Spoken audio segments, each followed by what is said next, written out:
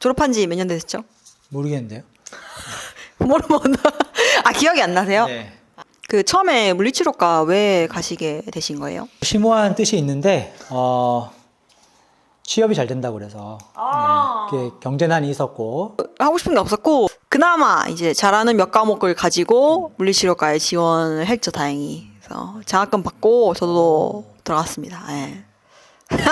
입학했는데 생각보다 과 분위기가 조금 생각했던 거하고는 좀 달랐던 것 같아요. 어떤 면에서? 좀 군기 잡는다고 해야 되나? 그런 게 조금 셌던 것 같고 저는 경상도에서 학교를 다녔거든요. 1학년도 모이세요. 네, 이러고 1학년도 물리치료 운동치료실로 모이세요. 맨날 이렇게 얘기하시면 주고. 네 맞아요. 그럼 또 모여가지고 또 왜 인사 안 하세요? 맞아. 왜 선배들 보면 인사 안 하세요? 이러니까 내가 욕먹는 겁니다. 이러면서 이런 게 생각이 나네요. 근데 뭐 물리치료학과뿐만 아니라 뭐 보건계열들 특히 간호학이나 이런 쪽 요즘에 이제 이슈되고 있잖아요. 서열의 문화가 또 확실히 좀 강한 것 같아. 그때 정말 필요했다고 생각하시나요? 그 군기라는 게 물리치료과에서? 이거 말 잘해야 되는데. 어느 정도는 좀 필요하지 않을까. 왜냐면 이제 병원 생활이라는 게 또 공동체 생활이라서 좀 그런 걸 강조하는 면이 있는데 좀 지나치게 이제 개인의 그런 사생활을 좀 침해하는 거는 좀 이제 안 했으면 좋겠다 생각이 좀 들죠. 이제는 나가면은 뭐 1년 차든 10년 차든 그냥 하나의 그냥 물리치료사지. 네, 중립적인 입장이시네요. 학교 다니실 때 좀 많이 이렇게 군기 잡으셨나요? 제가 이제 막 중간에 미국도 한번 갔다 오고 뭐 이러면서 복합이 좀 늦어져가지고 제가 거의 최고 학번이었어요. 천연기념물이라고. 네, 최고 학번이었는데 다행히도 저는 근데 이것도 보고 또 댓글 달리는 거 아니야? 근데 제가 생각할 때 제가 뭐 이렇게 나쁘게 뭔가 이렇게 남을 해하거나 그런 선배는 아니었던 것 같아요. 네. 저는 학교에 적응을 좀 못했던 것 같아요.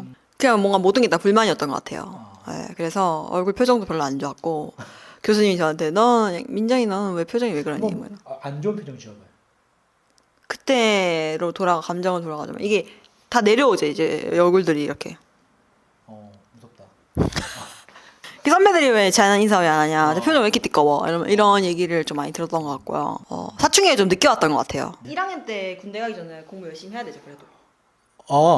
당연하죠. 그렇죠. 그래도 학점. 내가 하나 비밀 알려줄게. 그 학점 잘 받는 비밀. 오. 재미있는 건 뭐냐면 물리치료학과가 정말 많은 과목들이 있거든요. 근데 그 1학년 때 공부하는 그 기능해부학이라는 게 있거든요. 기능해부학이 나중에 운동치료랑 이런 거랑 다 연결이 돼요. 그래서 1학년 때 공부를 좀 탄탄하게 해놓으면 선배님 말씀 감사드리고요. 그리고 2학년에 올라가면 이제 또 그 거대한 실습이 기다려지잖아요. 네, 그렇죠. 그리고 또 수치료하는 친구들 아마 있을 거예요. 수치료하는 학교. 수영장에서. 그래서 굉장히 스트레스였는데 그게? 그 수영복을 입어야 되잖아요. 2학년 때 진짜 힘들었던 것 같아요, 저는. 그 수치료랑 실습. 실습은 어떠셨어요? 근데 실습이 그 진짜 학교를 벗어나서 이제 환자를 만날 수 있는 기회고 선배 치료사들을 보면서 내 미래구나 이런 걸 또 판가름할 수도 있고 또 학교들이 전국에서 다 모이잖아요. 대학병원으로. 그러니까 이제 그 우물안 개구리에서 좀 벗어나서 다른 학과 학생들은 수준이 이 정도구나라는 그런 좀 객관화를 시킬 수가 있을 것 같아요. 실습 재밌었어요? 저는 정말 힘들었어요, 실습이. 실습하다가 막 너무 긴장해서 막 토하러 가고, 죄송합니다, 저 토하러 갈게요, 막 이러고. 왜냐면 그 분위기가 태어나서 처음 겪는 그런 약간, 뭐, 안증하고는 말씀을 하시는데, 항상 긴장을 해야 했어요. 무슨 질문이 들어올지도 모르겠고. 그때 잘 해주셨는데, 제가 무서웠던 거예요. 네. 연애는 어떠셨어요? 여기 연애도 있는데. 연애는 딱 할 얘기가 없는데? 할 얘기 없죠. 네, 맞아요. 얘기하면 안 되는 것 같고요. 이건 자르고. 그리고 이제 실습 신경계 쪽으로 많이 가잖아요. 큰 병원들이 다 그런 신경계 쪽이어가지고. 그 실습하시고 진로를 좀 정하셨나요? 그때? 저는 제가 실습한 병원에서 병원 시작을 했거든요. 와. 그래서 뭐 자연스럽게 진로가 해결이 되는 경우였고, 저는 그래서 꼭 실습 병원을 내가 취직하고 싶은 병원으로 가면 좋겠다는 생각이 좀 들어요. 갈 수만 있다면. 정형외과나 이런 데서 도수치료를 하고 싶은 선생님들도, 그 학생들도 있잖아요. 그러면은 그쪽으로 가는 게 저는 맞다 생각하거든요. 물론 다양한 경험을 쌓는 건 필요한데, 왜냐면 내가 또 아주 오랜 시간 또 내가 이렇게 몸담아야 될 그런 학생 때 한번 경험을 해서 아 이거 아니구나 하고 또 이제 할 수 있는 그거는 이제 선배나 누군가 얘기했다고 그거를 내가 다 할 수 있는 건 아니니까 실제로 내가 눈으로 보면서 아, 내가 여기서 일하면 어떨까 이런 상상을 좀 할 수 있게 되면 좋을 것 같아요. 저는 이제 근골격계를 가고 싶어 했기 때문에 네, 진로를 그때 정하겠던 것 같아요. 실습을 한번 해보고. 신경계는 아니구나. 네, 진경계는 아니다. 한 3-4달만 했던 것 같아요. 국가고시 시험 준비하느라고. 사실 물리치료학과는 되게 바빠요. 그래서 공부량이 상당히 많고 굉장히 많이 바쁘기 때문에 뭐 그냥 그때그때 공부를 하시는 게 좋습니다. 또 뭐 좋아했던 과목 혹시 있으셨나요? 좋아했던 과목이요? 이랑 싫어했던 과목. 싫어했던 과목, 싫어했던 과목. 갑자기 오래돼가지고 기억이 잘 안 나네. 20년 전인데.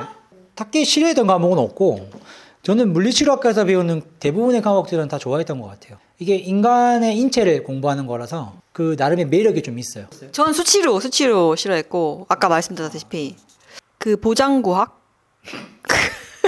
교수님 죄송해요. 아 보조기약 죄송합니다. 그거는 왜냐면 우리가 쓸 일이 그렇게 없으니까. 네 맞아요 교수님 죄송합니다. 근데 수업 듣는 재밌었어. 동아리 혹시 드셨어요? 바쁘지 않아요 동아리 들면 물리치료과는? 네, 동아리도 예, 패스. 저는 그때 토익 동아리였는데 아, 토익. 여러분 공부는 혼자 하는 겁니다. 공부는 혼자 하는 거예요. 예.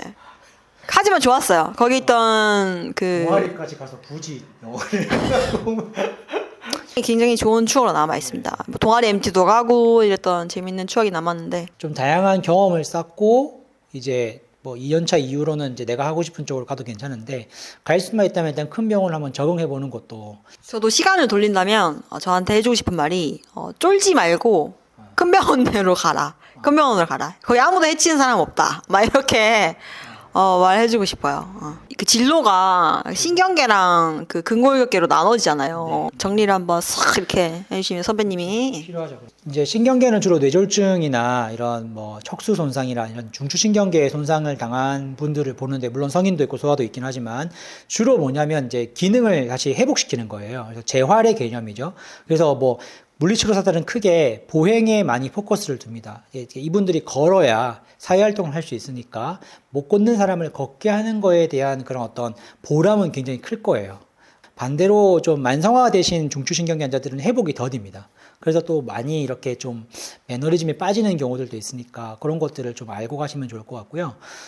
근데 그것도 사람마다 다 다르겠죠. 그리고 정형도수치료 쪽, 이쪽은 아무래도 주된 이유가 이제 통증이죠. 통증 관리입니다. 그래서 뭐 근골격계 통증에 대해서 뭔가 이렇게 케어해 주는 거기 때문에 이제 뭐 통증을 감소시키는 다양한 기술들 그런 것들을 좀 접하는 게 처음엔 좀 어려울 수 있거든요. 그래서 좀 꾸준히 공부를 더 하셔야 될 것 같고 분야는 되게 다양합니다. 그래서 뭐 스포츠 쪽으로 요즘에 또 많이 가게 되고 암 재활, 뭐 여성계 물리치료, 뭐 심장 호흡 뭐 이런 것도 있고요. 소화도 있고. 강아지 물리치료도 있고. 이런 동물 관련된 그런 애견에 관련된 이제 치료도 이제 그래서 여러분들께서 좀 하나의 어떤 그러니까 선배가 갔던 길만이 정답은 아니라는 거죠.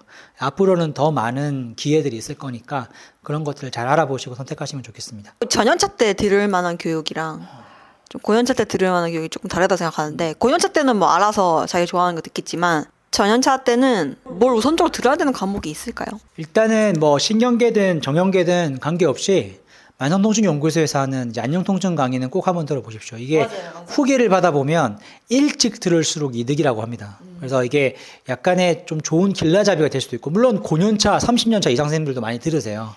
그래서 또 새로운 또 그런 정보들이 많으니까 들어보시고 그 다음에 전연차 때는 너무 한 번에 올인 안 했으면 좋겠어요. 예를 들어 특정 학회 난 여기에 완전히 몸담을 거야.